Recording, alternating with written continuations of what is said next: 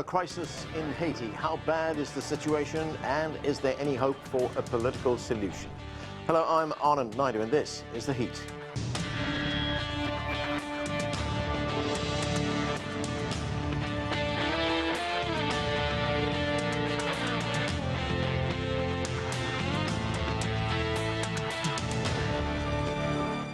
The crisis in Haiti continues to worsen. Deadly violence is on the rise, and there are growing humanitarian concerns. There are also real fears that the capital, Port-au-Prince, is descending into anarchy. Meanwhile, there are some efforts to find a political way forward that could lead to elections in the future. We begin with this report from Dan Collins in Dajabon on the Dominican Republic's border with Haiti. The latest wave of violence in Haiti's capital, Port-au-Prince. A killing spree on Monday that left at least a dozen bullet-ridden bodies in the street. Just the latest attack, and in one of the supposedly safer parts of the city. Last night, around 11 p.m., as we were sitting here, two young boys suddenly appeared and opened fire on several of our brothers. They didn't address anyone. They just came up and started shooting. Even as anarchy reigns in the capital, with rampant violence, food shortages, and more than 360,000 displaced, it can still get worse. It is not hyperbole to say that this is one of the most dire humanitarian situations in the world. Gang violence continues to make the security situation in Haiti untenable, and it is a region that demands our attention and action. The U.S., along with the Caribbean community, has tried to broker a way out of the political crisis that has allowed gang rule to flourish. A gang-led anti-government insurrection forced Prime Minister Ariel Henry to step down last week. The announcement of this council, we believe, will help pave the way for free and fair elections and the deployment of the multi-national security support mission. And the TPC's goal is to work for and improve the lives of all Haitians. And we're seeing gang members do the exact opposite. But key factions on Haiti's political scene are refusing to join the council. And the instigator of the latest wave of bloodshed, Haiti's most outspoken gang leader, Jimmy Cherizier, alias Barbecue, has ferociously opposed what he calls the intervention of the international community. Amid a power vacuum, an apparent power struggle is going on, with ordinary Haitians caught in the crossfire. That means Haitians are desperately seeking help from their neighbor in the Dominican Republic. Across the border here in Haiti, the UN has warned of record hunger, with 1 in 4 children suffering from chronic malnutrition as a result of the political vacuum and the gang-imposed lockdown of the capital, Port-au-Prince. Food scarcity has pushed up the prices of basic goods, and half of Haiti's 11.5 million face hunger. We're also seeing an interruption in the flow of goods. This has huge impacts on food markets in Port-au-Prince. The main roads to Port-au-Prince are controlled by armed groups. The port was disrupted by armed groups last week and is still not operational. That means food can't come into Port-au-Prince by road or by sea. And of course, air service flights to Port-au-Prince have been disrupted. As human necessities, food, water and shelter are becoming scarcer, the political roadmap back to some kind of stability seems far out of reach. Dan Collins, CGTN, in Dajabon, on the Dominican Republic's border with Haiti. And to discuss all of this, joining me now here in the studio is Albert DeCady. He is a former executive director with the United Front of the Haitian Diaspora. Also with us from Vancouver is Jemima Pierre. She is a Haitian-American scholar and a professor at the University of British Columbia. With us too is Kim Ives. He is English editor with the Haiti Liberte newspaper. And also joining the discussion is Firmin Backer. He is the co-founder and president of the Haiti Renewal Alliance. Thank you, everyone, for being with us. Albert, let's start right here in the studio. You know, as we just heard, there's escalating violence on the streets of Haiti. There's a worsening humanitarian situation, and all this is taking place in a power vacuum, in a complete political vacuum as well. There are some who are describing this as anarchy. What is your assessment of what's going on? So thank you, Anand, for so Haiti currently, at best, we can describe it as, at least in Port-au-Prince, we can describe it as being chaotic at best. at worst, we are looking in a situation where Jimmy Cherizier has said there'll be a genocide. So we have to take them at their words, and we have to actually intervene very quickly. The international institutions like CARICOM had a meeting. Unfortunately, what Haiti needs is a national dialogue. Everybody needs to pause, go to the balcony, and look at the problems, and do the hard work that needs to be done in Haiti. I think I said this on this program before. This cannot be outsourced. Any program that does not have the backing of all the people in Haiti, such as having an event in Jamaica, you're already not inviting everybody. Yeah. And they're doomed to fail. We in the diaspora have been sounding the alarms for many years to have fair and open election, to allow people in Haiti to determine their destiny and to help build the institutions. The efforts have not been there for one reason or another. And this is what Haiti needs right now, a national consensus, a national dialogue for people to find common grounds to actually have the country move forward. And I mean, everybody should be on the table. Mm-hmm. Not that I'm advocating negotiating with gang members. Currently, they are the most armed and have control of the city. Yeah. They must be part of the future of Haiti in some way, some form, even if we're not going to absorb anybody of their crimes that they've done, but they have to be part of the solution. Otherwise, they're going to be continue to be part of the problem. All right, let's go to Vancouver to Jemima. Jemima, great to have you with us on the show. So give us some context. How did the situation worsen so much in the last few months, actually in the last few years since the 2021 assassination of President Jovenel Moïse? I mean, what is driving the violence and chaos right now? Well, first of all, it is. Thank you for asking this, and thank you for having me. I do think the media representation of Haiti begins with a premise that violence just comes from out of nowhere. That this is just, you know, it just all of a sudden Haiti's in chaos, and people using words like anarchy, which I think are problematic. So I want to just start with that by saying that Haiti does not produce arms. It doesn't produce ammunition. All of these military-grade equipment are coming through privately owned ports by the Haitian elite, the Haitian oligarchs, and they're coming from the U.S. primarily, and some from the Dominican Republic. So that's first. The second thing I want to say is there's a power vacuum because there's a long history, at least for the past 20 years, of nonstop international meddling in Haiti's politics. And so if you know that the U.S., France, and Canada was behind a coup d'etat in 2004 that brought down Haiti's elected president, and then the so-called international community, through the terms of the core group that they created this foreign group that basically controlled Haitian politics from 2004 till the present, that brought a so-called peacekeeping mission that actually ended up being one of the most violent occupations of Haiti through the UN, where you had cholera brought in, thousands of people killed. Yeah.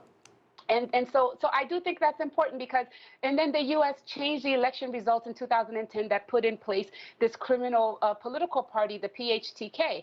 And so, and under that, we've basically had the destruction of the Haitian state, no elections since 2016, and we have no elected officials. And that's under the tutelage and the control of the international community. So I do think we need to first start with who caused this problem and why we're there in order for us to come up with a solution to get out of it.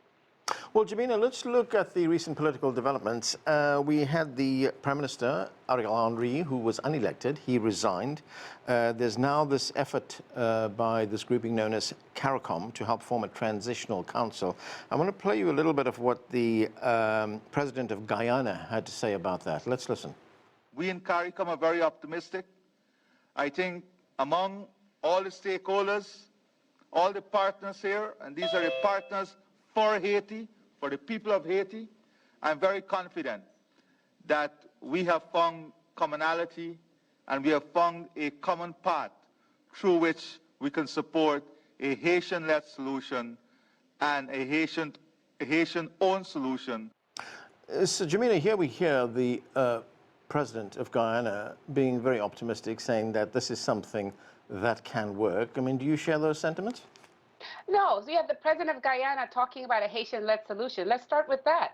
Let's start with the fact that this meeting happened in Jamaica under the auspices of the U.S. who paid for it, and that the U.S. is hiding, Blinken is hiding behind CARICOM. The U.S. called this meeting, paid for it, brought all the CARICOM people. So it's the core group. It's the U.S., France, Canada, Brazil, and Mexico that led this meeting. They had a 3-hour meeting before they allowed in the Haitian participants that they handpicked. And then they told the Haitian participants that the only way that they can be at the table was to accept the fact that they would allow a foreign military invasion into Haiti as the first step after signing this decree. So to me, I don't understand how this is a Haitian-led solution when the outsiders make the decision, decide who gets to be at the table, and then set the parameters of the discussion. That already sets us up for failure. And even if they seem to quell the situation now, give it a year or two, a week or two, everything will fall back to where it is because we haven't dealt with the original issue, which is nonstop foreign meddling in Haiti. All right, Kim Ives, you've been following events in Haiti for a very long time. What do you make of this effort by CARICOM to find some kind of a political solution? And if, as Jemima tells us, this is not a Haitian-owned solution, what's the alternative? Yeah, well, this is just the blackface that they're putting on the project of the U.S., Canada, and France to keep Haiti as their neo-colony. What we're seeing in Haiti is not a new violence. This is simply the systemic violence that has existed there for decades, finally bubbling to the surface. And the modern-day slaves are rising up. In 1803, we would have said, oh, Jean-Jacques Dessalines, he's a madman. Look what he's doing to the country, burning cities, etc. No, this is what happens when you are deaf to the cries, the anguished cries of millions of Haitians who have been living in hunger and poverty and under the boot of U.S., French, and Canadian imperialism for the past century. And Kim, as I said, you've been following events in Haiti for a very long time. How would you describe the scale of the current crisis? Oh, it's huge. I think this is really Haiti's second social revolution, not like the political revolution of 1990 when Jean-Bertrand Aristide was elected to power, but one where we're going to see an actual change in the ownership of the means of production, as they say in academic quarters. You have really the lumpen proletariat of the cities, which are growing. When I started covering Haiti 40 years ago, Port-au-Prince was 500,000 people. Now it's 3 million. Why is that? Because the U.S. has crushed Haitian agriculture. All the peasants that were growing rice and sugar and other things in the countryside are now living in the city, hawking bottles of Coca-Cola on the streets. And they can't live like that anymore. And this is really the expression of their dissatisfaction, discontent, and anger. Firmin, one of the major figures in this current crisis is a very powerful gang leader. His name is Jimmy Cherizier, is also known as Barbecue, that's his nickname. He's also warned against outside forces picking Haiti's next leaders. As Albert told us a moment ago, the country can't be controlled by gang leaders, armed groups, but at the same time, they can't be excluded. So where do you see this going? Well, first, thank you for having me today to talk about the current situation in Haiti. And as the other guest has indicated, this is not a problem that started yesterday or today. It's a combination, or I should say that it's problems upon problems.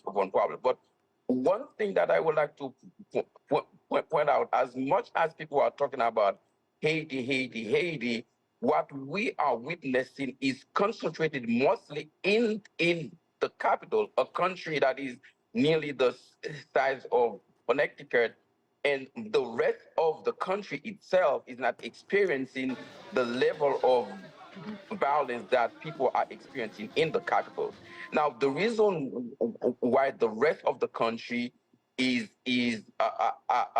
but paralyzed is because there is a highly concentration of the major infrastructure in the capital. As a result of that, the rest of the country is suffering. Now, just to come back into Clarice, we have to look at it. These are people who indicated that, or say that they're fighting for the people of Haiti.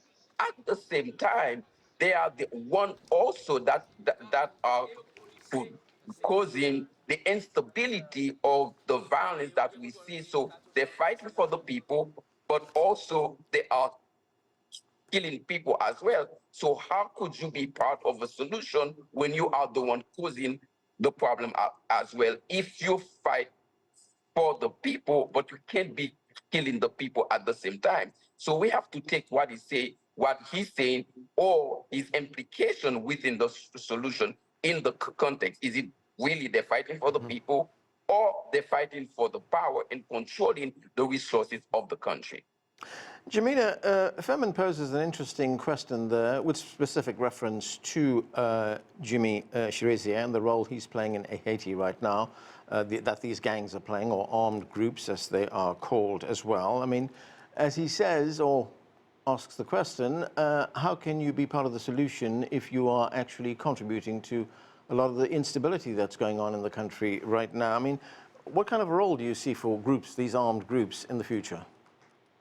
Well, I'd also, before I answer that, I'd like to also say we need to ask the same question of the international community, because how could they be part of the solution when they're part of the problem? So that's the first. The international community, US, France, Canada, and Brazil, okay?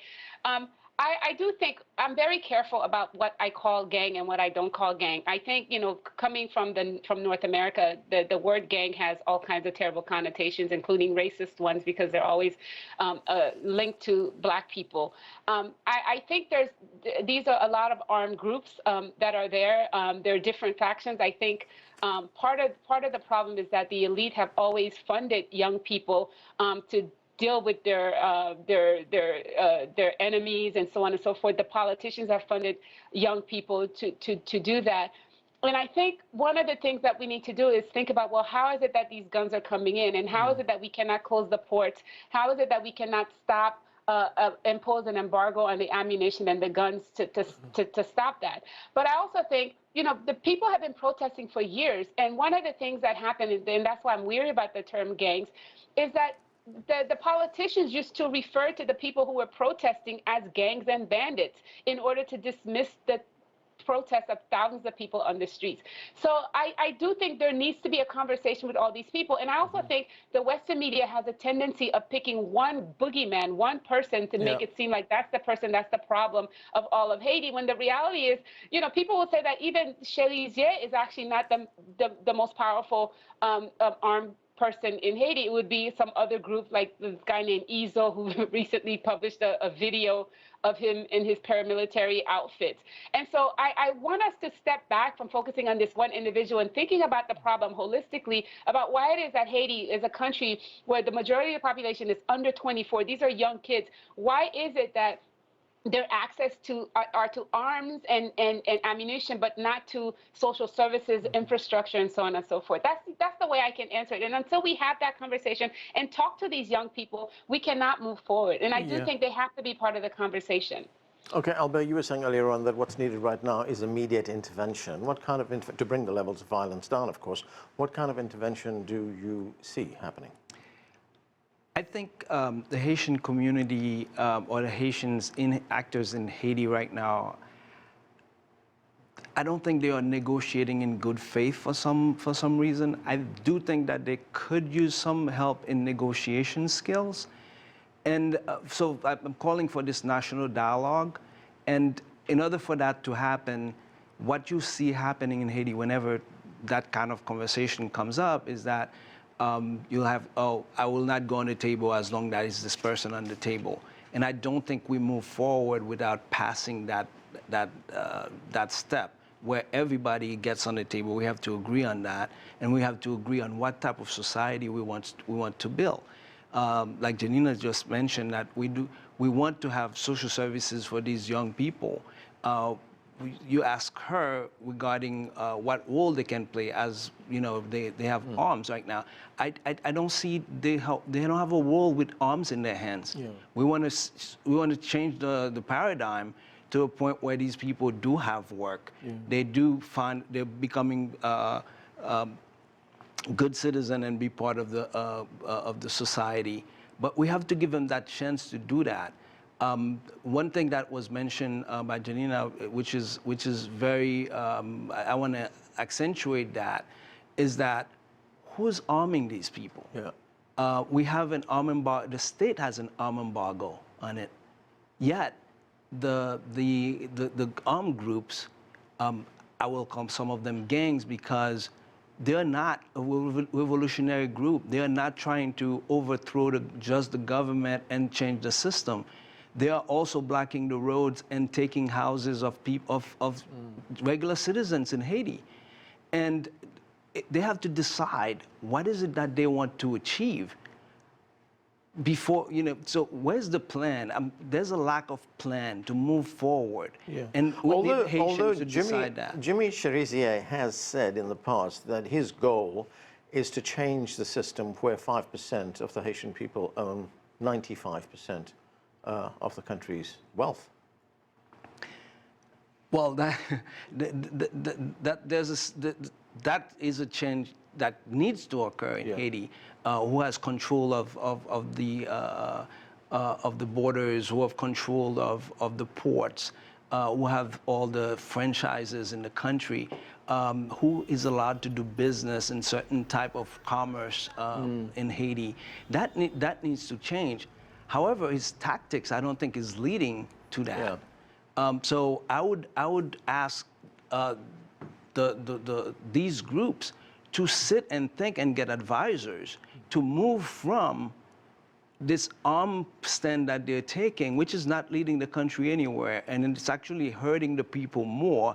It might lead to some revolution where we end up giving the power to people who have no plans.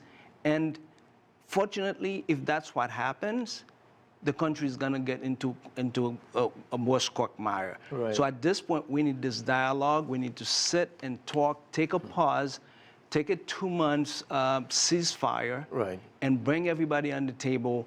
We could use any help to help that negotiation happen, but not the dictation of what should happen. Right.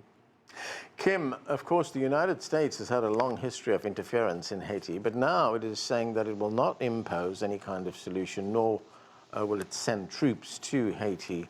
But of course, it is a powerful neighbor of Haiti right now. I mean, to what extent has U.S. interference in the past brought us to the situation we find ourselves in today? It's completely brought us to this situation. But just to respond to what's being said, I don't think that this crisis is the result of a misunderstanding and that it's a lack of communication. This is a clash of class interests. This is a revolution where the underclass is saying we need change. We've been saying it for years, for decades. You've done nothing, and now we are going to take it. And that is what we're seeing. That is what we'll continue to see. Jimmy Cherizier, he's been targeted. And as Jemima was saying, why aren't they talking about Isa or L'Amour Saint-Jour or Vitellum Innocent? That's because these guys who were hired by the government in the past to basically fight Cherizier, who has had this revolutionary project for quite a while. And he's been trying to unite this underclass to say, let's not shoot at each other. Let's shoot at the guys who are hurting us, who are oppressing us, who are keeping us down and exploiting us. And this is why he's been targeted by the U.S. State Department, by the National Endowment for Democracy, by the entire U.S. government and its mainstream media apparatus as the boogeyman, as the bad guy. So I think We always see this demonization. Charlemagne Perrault, when he was fighting against the Americans a century ago, he was also called a bandit. They're always going to call the person calling for systemic change a bandit. Firmin, we've just got a few minutes left, a little bit of time, but you know, we're looking at Haiti, which is a country of 11 million people. It's one of the poorest countries in the world. And I guess, you know, one of the immediate concerns is providing for people in the country. But where does one even start to turn around the economy? That's a lot to unpack. We have to go and look at the country as a whole. And I always say that the country Haiti is a country of 27.5 kilometers square. What we're talking about is concentrate in less than 10% of the country. So we have the 90% of the country that's not developed, that needs funds for development. But here we're talking about just the concentration in the capital of Port-au-Prince, which is 1 out of 146 communes. Yeah. That's causing all the problems. So we need to have a paradigm shift and look at the country as a whole and see where we can invest in the country, not into La République, the Republic of Port-au-Prince, but invest into the entire country itself and move resources and opportunity to the other parts of the country, so that when one is suffering, the whole is not suffering. I think that's the conversation we need to have. Yeah. What kind of country are we looking for in the next 10, 20, or 50 years? Okay, Jemima, very quickly, very briefly, I mean, what do you hope will happen next? I mean, what are realistic expectations? The realistic expectation is that I hope that people don't think doing the same thing over and over again and expect a different result. My worry is that people have agreed to this foreign international intervention. That is not a UN mission. It's a non-UN mission, basically sending mercenaries into Haiti. And I hope that's not the problem. I do think people need to, the U.S. needs to step back and allow, you know, countries like Honduras, the CELAC organizations in Central and Latin America have stepped up and said that they want to be part of the conversation. And I think Haitians would trust those people as outsiders before they would trust any Europeans and American solution to the problem. And I do think we need to really be careful. It is Port-au-Prince that we're talking about. The rest of the country, the commercial airport in northern Haiti has actually opened. And so we have to also be careful in terms of how we think about Haiti, but we also have to really continue to listen to the local people on the ground, not just the politicians, but the people in the popular neighborhoods that actually have been speaking and have been calling out for dialogue and conversation to deal with, to do for themselves what needs to be done. Okay, that is where we are going to have to leave it. Thanks to all of you for being with us. That was The Heat. I'm Arnold Naidu in Washington, D.C.